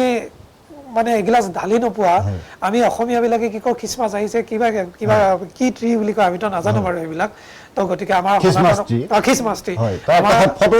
আমাৰ সভ্যতা সংস্কৃতিৰ লগত যিহেতু নহয় সেইকাৰণে আমি বহুত বেছি জনাৰো আগ্ৰহ প্ৰকাশ নকৰোঁ তো গতিকে সেই খ্ৰীষ্টমাছ ট্ৰিত কি বোলে লগাবলৈ যায় গতিকে এই কথাবিলাক ৱেষ্টাৰ্ণ যিবিলাক কালচাৰ এই কথাবিলাকে আমাৰ নতুন প্ৰজন্মক দেখি টিভিবিলাকত দিছে মানে খ্ৰীষ্টান আহিলে চিটি চেণ্টাৰত যাব লাগিব যিটো মানুহৰ ভিৰ গুৱাহাটী বহুত বছৰ ধৰি আছোঁ জীৱনত এনেকুৱা ভিৰ বেলেগ কোনো অনুষ্ঠানত দেখা পোৱা নাযায় এই কথাবিলাক আমি চিন্তা কৰিব লাগিব জেন জি শব্দটো নেপালৰ পৰা আহিলে নতুন প্ৰজন্ম অসমীয়াত ইমান ধুনীয়া শব্দ আছে নতুন প্ৰজন্ম আকৌ ক'ৰ পৰা জেন জি তো গতিকে এই কথাবিলাক আমি জনা শুনা মানুহবিলাকে সচেতন যুৱক যুৱতীবিলাকে বা আমি যিখিনি সচেতন নাগৰিক আছোঁ আমি এই কথাবিলাক সমাজ সংস্কাৰ যিখিনি আমাৰ নতুন প্ৰজন্ম আমাতকৈ জুনিয়ৰ আমি দেখুৱাব লাগিব এতিয়া ইয়াত বহি থকা গোটেইকেইগৰাকী বোধ কৰোঁ মোতকৈ ছিনিয়ৰ আপোনালোকৰ পিছৰ জেনেৰেশ্যন আমাৰ পিছৰ জেনেৰেশ্যন আহিব সেই তাৰ পিছত জন্ম হোৱাখিনি তেওঁলোকক যদি আমি সেই ভাল ৰাস্তাটো নেদেখুৱাওঁ তেওঁলোকে সেইটোকে হয় দেই কাৰণ সেই তেতিয়া বুৰঞ্জীত হুমায়ুন বাকবৰ আবৰৰ কথা পঢ়োৱা হ'ল আমাক গতিকে ভাবিলে যে হুমায়ুন আকবৰ বাবৰৰ বাহিৰে অসম বুৰঞ্জীত ভাৰত বুৰঞ্জীত আমাৰ মহাৰাজা পিঠু লাচিত বৰফুকন কেতিয়াবাই আঁতৰাই পঠোৱা হৈছিল এতিয়াহে আহিছে এতিয়া মহাৰাজ পিঠুৰ নামত যেতিয়া আমাৰ এখন উৰণীয়া সেতুখন ব্ৰিজখন দিছে এতিয়া ল'ৰা ছোৱালীকে পিঠু কোন আছিলে এতিয়া পঢ়িবলৈ বাধ্য হৈছে এতিয়া জানিছে লাচিত বৰফুকনৰ 400 বছৰীয়া জন্ম জয়ন্তী যেতিয়া দিল্লীত পাতিলে ছত্ৰপতি শিৱাজীৰ নিচিনা লাচিত বৰফুকনো সমানে বীৰ আছিল ছত্ৰপতি শিৱাজী গোটেই ৱৰ্ল্ডৰ মানুহে চিনি পায় লাচিত বৰফুকন কোনোবাখিনিত অৱজ্ঞাত মানে হৈ থাকি গ'ল এই কামবোৰ যে কৰিছে এইখিনি আমাৰ যিটো সভ্যতা সংস্কৃতি আমাৰ যিটো ঐতিহ্য পৰম্পৰা আমাৰ যিখিনি ইতিহাস এই ইতিহাসখিনিক কোনোবা নহয় কোনোবা এইখিনি মানুহে বিকৃত কৰি ৰাখিছিল গতিকে নতুনকৈ ইতিহাসখিনিক নতুন প্ৰজন্মই জানিব লাগিব তাৰ কাৰণে মইতো হিমন্ত বিশ্ব শৰ্মা ডাঙৰীয়াক বিচাৰোঁ তেখেতে যেতিয়ালৈকে ৰাজনীতি থাকক তেতিয়ালৈকে অসমৰ মুখ্যমন্ত্ৰী হৈ থাকক ধন্যবাদ জনাইছোঁ তেখেতে যথেষ্ট গুৰুত্ব সহকাৰে কিছু কথা কৈছে আৰু সঁচাকৈ শৈশৱ কৈশোৰ জলাঞ্জলি দিয়া কিছুমান মহিলা দেখিলে আমাৰো দুখ লাগে অসমৰ প্ৰান্তে প্ৰান্তে এনেধৰণৰ মহিলা অলেখ আছে এটা গুৰুত্বপূৰ্ণ বিষয়ত আমি আলোচনা কৰি আছোঁ সমাজ সংস্কাৰৰ বাটেৰে নতুন চৰকাৰ কিছু সময়ৰ পাছত আলোচনালৈ পুনৰ উলটি আহিম এতিয়া লৈছোঁ খন্তেক সময়ৰ বাণিজ্যিক বিৰতি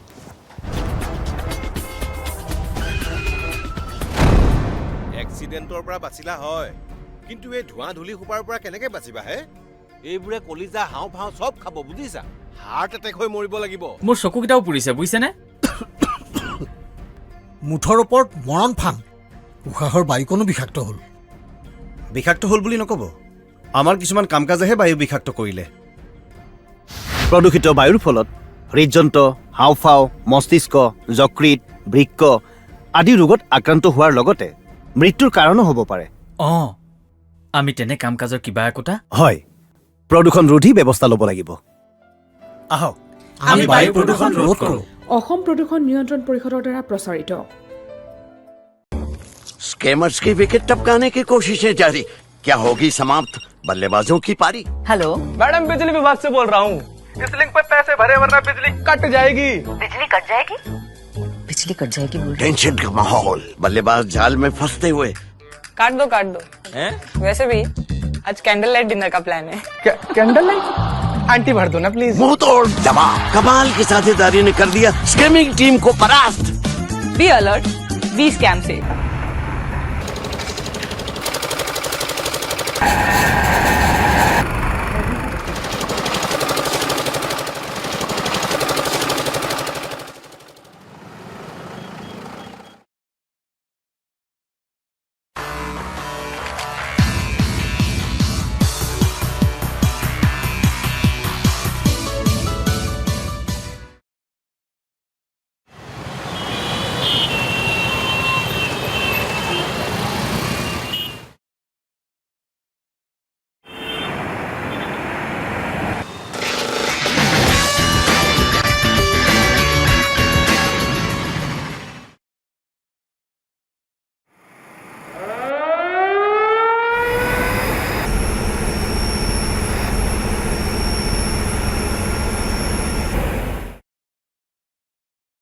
অসম প্ৰদূষণ নিয়ন্ত্ৰণ পৰিষদৰ দ্বাৰা প্ৰযোজিত আৰু প্ৰচাৰিত।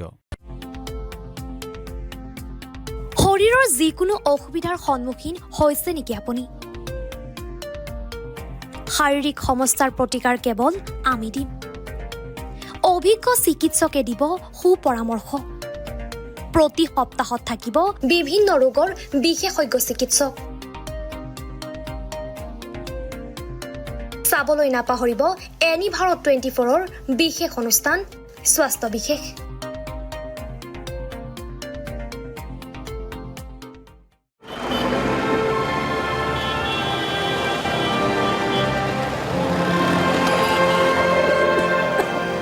গোটেইখন ধোঁৱা ধোঁৱা হ'ল।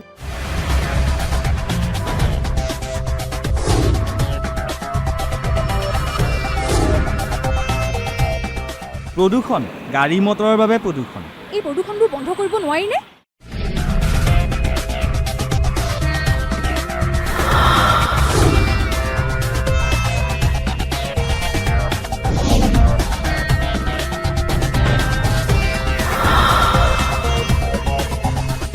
বহু পৰিমাণে কমাব পৰা যায়।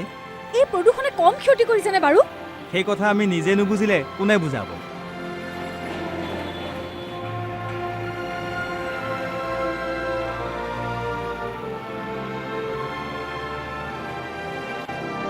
অসম প্ৰদূষণ নিয়ন্ত্ৰণ পৰিষদৰ দ্বাৰা প্ৰযোজিত আৰু প্ৰচাৰিত।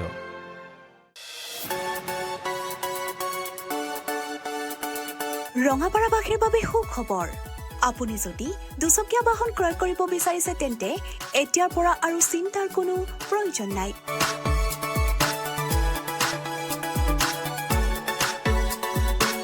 আপুনিও আহিব পাৰে DBP associate Bajaj two wheeler ডিলাৰলৈ।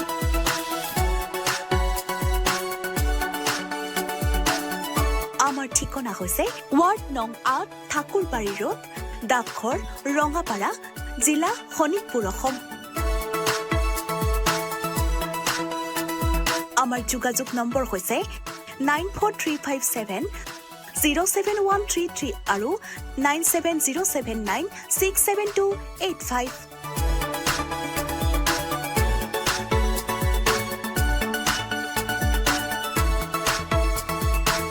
Business register हो गया? यस, सिर्फ करंट अकाउंट बाकी है। करंट अकाउंट के लिए तो SBI बेस्ट है। US मशीन मिलेगा और QR कोड भी। Best cash deposit limit east और वेस्ट इंडस्ट्री में बेस्ट। सबको पता है SBI करंट अकाउंट बेस्ट है, सबको पता है। ए বাইদেউ কি কৰে? জাবৰ পেলাও আকৌ। এইবোৰ এই পলিথিন প্লাষ্টিকৰ জাবৰবোৰ সদায়তো এই নলাটোতে পেলাই আহিছো। পলিথিন প্লাষ্টিক পেলাই নলাটো একেবাৰে বন্ধ কৰি পেলাইছে। পানী ওলাই যাব নোৱাৰে, নহয়নে বাইদেউ?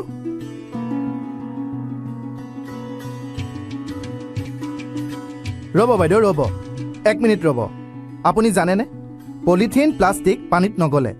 মাটিটো মিলি নাযায়। আপোনালোকে সেইবোৰ নলাত পেলায় আৰু গোট খাই নলাটো বন্ধ হৈ যায়। হ'ব আৰু নেপেলাও দিয়ক, জ্বলায়ে দিম। আৰু বেছি বেয়া হ'ব, জ্বলালে বায়ু বিষাক্ত হ'ব। তেনেহ'লে কি কৰিম? জাবৰ নিবলৈ অহা নাইবা ফেৰীৱালাক দি দিব। তেওঁলোকে কাৰখানাত বেচিব আৰু কাৰখানাত নতুন বস্তু বনাব। বুজিলেনে? বুজিলো। প্লাষ্টিক পলিথিন য'তে ত'তে নেপেলাব আৰু নজ্বলাব। নিবলৈ অহা মানুহকে দি দিবচোন, 2 পইচা পাবও।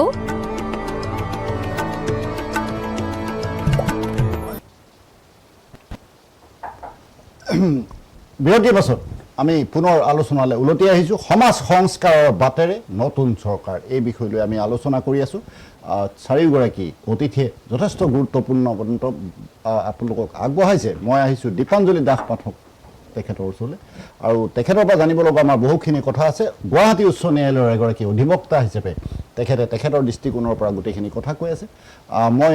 আপোনাক পোনপটীয়াকৈ এই কথা সুধিব বিচাৰোঁ যে আমাৰ যে ধৰ্মীয় কিছুমান কথা আছে, আৰু যিহেতু UCC প্ৰযোজ্য হ'বলৈ গ'লে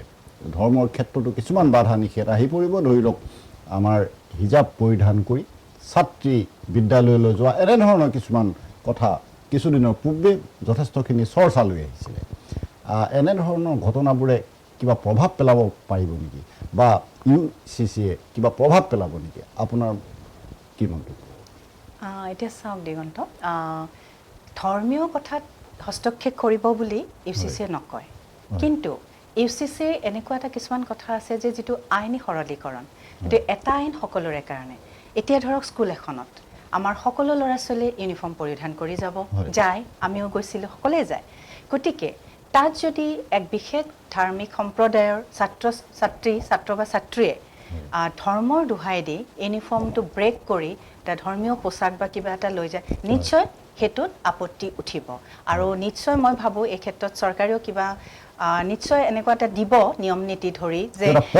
উলিয়াব, কাৰণ যিবোৰ ক্ষেত্ৰত ইউনিফৰ্মত থাকে, চব কথা ইউনিফৰ্ম চিভিল কোডৰ মাজত আহিব।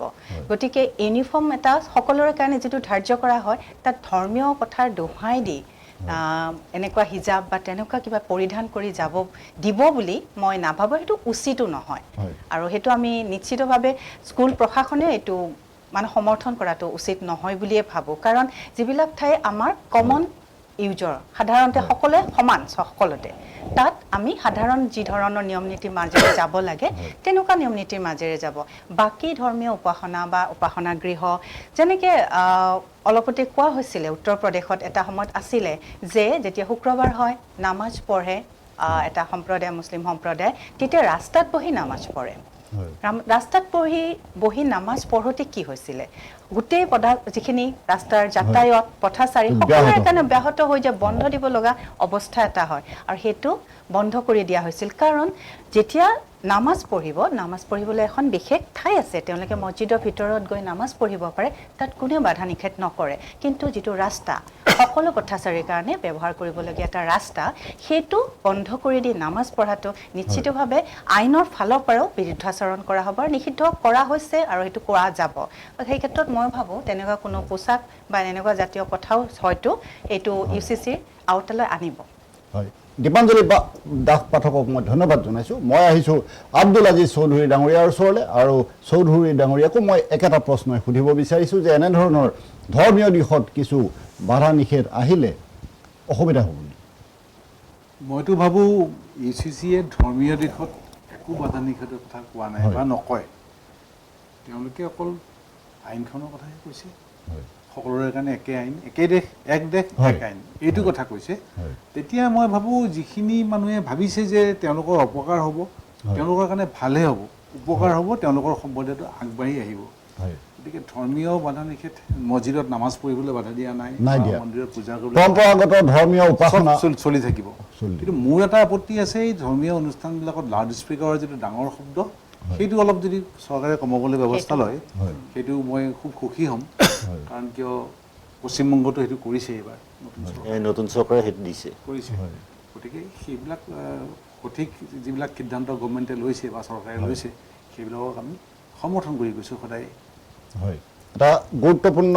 মন্তব্য আগবঢ়াইছে আব্দুল আজিজ চৌধুৰীয়ে। মই তেখেতৰ ওচৰলৈ পুনৰ আহিম। এতিয়া আহিছোঁ ভাস্কৰ দাস ডাঙৰীয়াৰ ওচৰলৈ, আৰু ভাস্কৰ দাস ডাঙৰীয়াক আমি যিহেতু এই বিষয় লৈ আলোচনা কৰি আছোঁ, সমাজ সংস্কাৰৰ বাটেৰে নতুন চৰকাৰ, এই বিষয়ত আৰু কিছু কথা আমাৰ পাতিব লগা আছে। কাৰণ সামাজিক যিসমূহ অপশক্তি, এই অপশক্তিসমূহ চিনাক্ত কৰি বিহিত ব্যৱস্থা গ্ৰহণ কৰাৰো দায়িত্ব চৰকাৰে ল'ব লাগে আপুনি এই ক্ষেত্ৰত কি ক'ব? এইখিনিতে মই আপোনাৰ কুৱেশ্যনটো আশাই কৰি আছিলোঁ মই ক'বলৈ, কাৰণ তেখেতে আহিয়ে ফাৰ্ষ্ট ছ'চিয়েল মিডিয়াত যোনে মানে হেৰি কৰিছিলে, ভ্ৰম বিলাইছিলে, এটা অপাৰেশ্যন এটা কৰি পেলাই এৰেষ্ট কৰিছে। মই এইখিনিতে আৰু এটা কথা, চাইনাত কণ্টেণ্ট ক্ৰিয়েটৰ যিসকল আছে নহয়, তেওঁলোকক কিন্তু যেতিয়ালৈকে ডিগ্ৰী নাথাকে সেই ছাবজেক্টটোত, তাৰ ওপৰত যদি ক্ৰিয়েট কৰে তেতিয়াহ'লে তেওঁলোকক বেন কৰি এৰেষ্ট কৰা হয়। তো আমাৰ ভাৰততো তেনেকুৱা এটা কৰিব লাগে, কাৰণ কণ্টেণ্ট ক্ৰিয়েটৰ বহুত অশান্তি প্ৰিয় পায়, যিকোনো এটা ছাবজেক্ট লৈ পেলাই কিবা এটা নেৰেটিভ কৰে। দ্বিতীয় কথা, আপোনাৰ এই যে ডিপ ষ্টেটৰ কথাটো কৈ আছিল দাদাই, তেতিয়া মই এটা কথা কওঁ, ডিপ ষ্টেটে জেন জি কথা, Gen Z is a concept create by deep state. তেওঁলোকে এইকাৰণে কৰিছে যে নেপালখন চাইনাৰ হেৰি এটা আছিলে, গতিকে অলি চৰকাৰৰ হেৰি কৰিবৰ কাৰণে এজন আনিলে, অনাৰ পিছত তেওঁলোকে জেন জি বস্তু লাডাখত কৰিলে, কৰি পেলাই সিহঁতে ইয়াতে আমাৰ শ্ৰদ্ধাৰ শিল্পী জুবিন গাৰ্গ ডাঙৰীয়াৰ যেতিয়া মৃত্যুত এটা জেন জিৰ এটা হেৰি কৰি পেলাই এটা অশান্তি, ইয়াতে কি অৱস্থাত, কেনেকুৱা অৱস্থাত বৰষুণত ভিজি মাননীয় হিমন্ত বিশ্ব শৰ্মাই তেওঁৰ সেই চকুত মোৰ এতিয়াও ভাহি আছে, তো তেওঁ কণ্ট্ৰল কৰিছিল গোটেই ছিষ্টেমটো, মানে এটা পৰিৱেশ বাতাবৰণ মানে আপোনাৰ বিষ বাষ্পীয়াই দিলে। আমাৰ ইয়াতে ইমান চবতছে ডাঙৰ পিছৰ প্ৰজন্ম, নৱ প্ৰজন্ম, আমাৰ নেক্সট জেনেৰেশ্যনটোৰ সুৰক্ষাৰ কাৰণে কাম কৰি আছে, আমাৰ ভাবি কালৰ প্ৰজন্ম। তাত আপোনাক কোৱা নাই যে হিন্দু মুছলমানেও কোৱা নাই, তেওঁ হেৰিত কৈ আছে। ইভেন আপোনাৰ যোনটো আমাৰ ইয়াতে শুভেন্দু ডাঙৰীয়াই যেতিয়া কালি জিকি পেলাই সেইটো বস্তু ফাৰ্ষ্ট দিছে যে ৰাস্তাত কোনো নামাজ নপঢ়ে, ৰাস্তাত নামাজ পঢ়াৰ বস্তুটো কি, এটা মানে ডেমনষ্ট্ৰেশ্যন অফ ষ্ট্ৰেংথ হয়। সেই ডেমনষ্ট্ৰেশ্যন আছে, তুমি তোমাৰ ভাষাত কৰি থকা ভাই কোনো কথা নাই। আৰু এটা কথা আমাৰ বাদ পৰি গৈছে, মই আপোনাক কওঁ, মনত পৰিছে, এই যে সৰু সৰু ছোৱালী, মুছলমান ছোৱালীগিলে সিহঁতক যে বিয়া কৰে, সেই বুঢ়াকেইটাই দুদিন পিছত মৰি যাব বুঢ়াটো, তাৰপিছত সেই ছোৱালীজনী সুৰক্ষা ক'ত থাকিব আপুনি কওক? আকৌ এটা বেলেগৰ বিয়া হ'ব, তাইৰ লাইফটো হেল কৰি দিব। সেই বস্তুটো সুৰক্ষা দিয়া নাই জানো, যে সেই সৰু ছোৱালীজনী এজনী মানে তাইৰ মেচিউৰিটি হৈছে নাই সেইটোও নাজানো, কিন্তু এটা বুঢ়াই বিয়া কৰাইছে, তাৰ অলৰেডি 3জনী ঘৈণীয়েক আছে।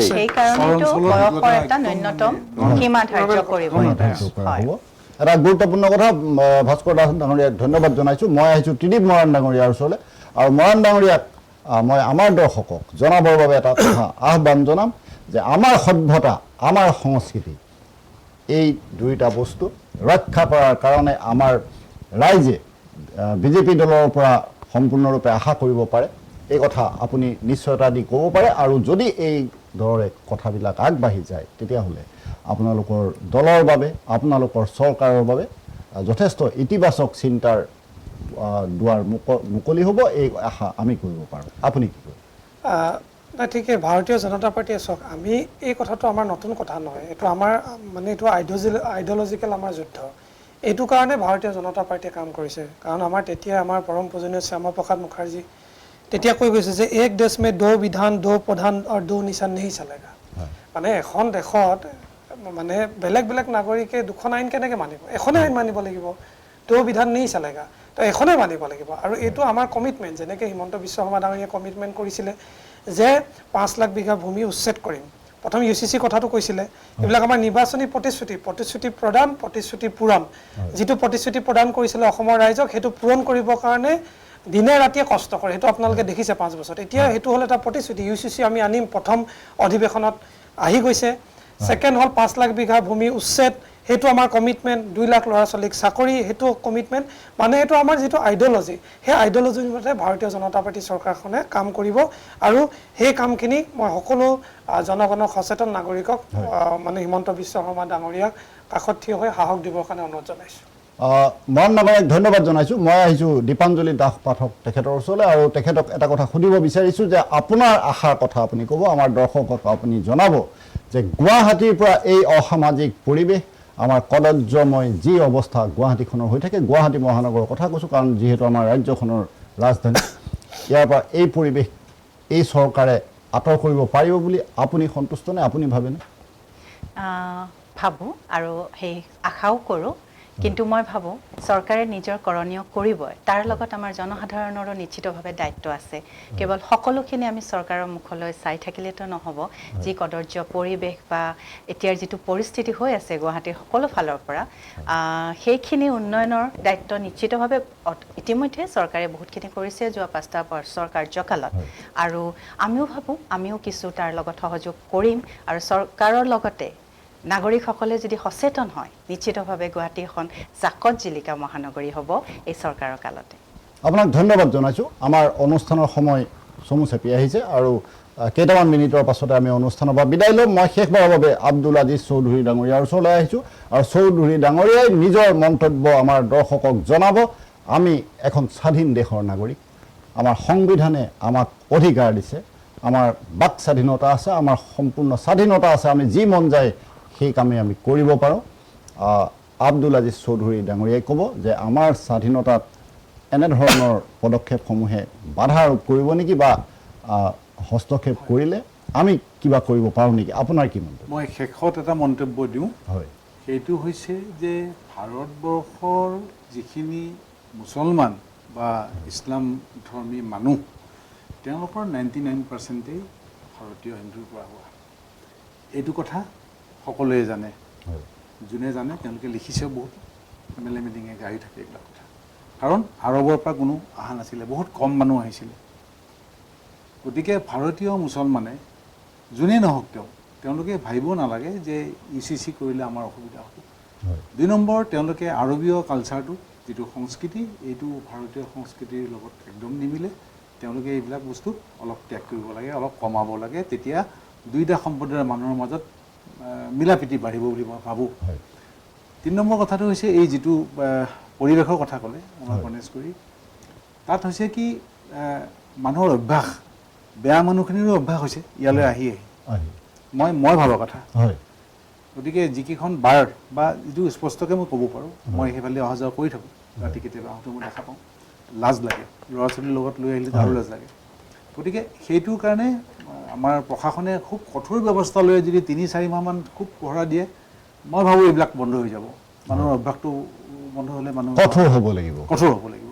আৰু তাত যিখিনি মানুহ আছে তেওঁলোকে বুজা মানুহ নহয়। তেওঁলোক যদি সভ্য আৰু শিক্ষিত আৰু বুজা মানুহ হ'লহেঁতেন সেইবোৰ কাম নকৰে তেওঁলোকে। গতিকে তেওঁলোকৰ ওপৰত ব্যৱস্থা ল'ব লাগে, চৰকাৰে এইখিনি কাম কৰিব বুলি মই আশা কৰিছোঁ। আৰু পদক্ষেপত চৰকাৰলৈ শুভেচ্ছা জনালোঁ।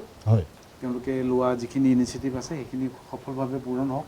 আমাৰ সহযোগিতা থাকিব। আপোনাক ধন্যবাদ জনালোঁ। ভাস্কৰ দাস ডাঙৰীয়াকো মই ধন্যবাদ জনালোঁ, ত্ৰিদীপ মৰাণ ডাঙৰীয়াকো মই ধন্যবাদ জনালোঁ, আৰু দীপাঞ্জলি দাস পাঠক তেখেতকো মই ধন্যবাদ জনালোঁ। আপোনালোকক ধন্যবাদ জনালোঁ এই অনুষ্ঠান ইমান সময় উপভোগ কৰাৰ বাবে। এটা গুৰুত্বপূৰ্ণ বিষয়ত সত্যানুসন্ধানৰ মজিয়াত আজি আমি আলোচনা কৰিলোঁ। এনে এটা গুৰুত্বপূৰ্ণ বিষয় লৈ সত্যানুসন্ধানৰ মজিয়াতে পুনৰ লগ পাম। এতিয়া অনুষ্ঠানৰ পৰা বিদায় লৈছোঁ, ভালে থাকিব। ধন্যবাদ।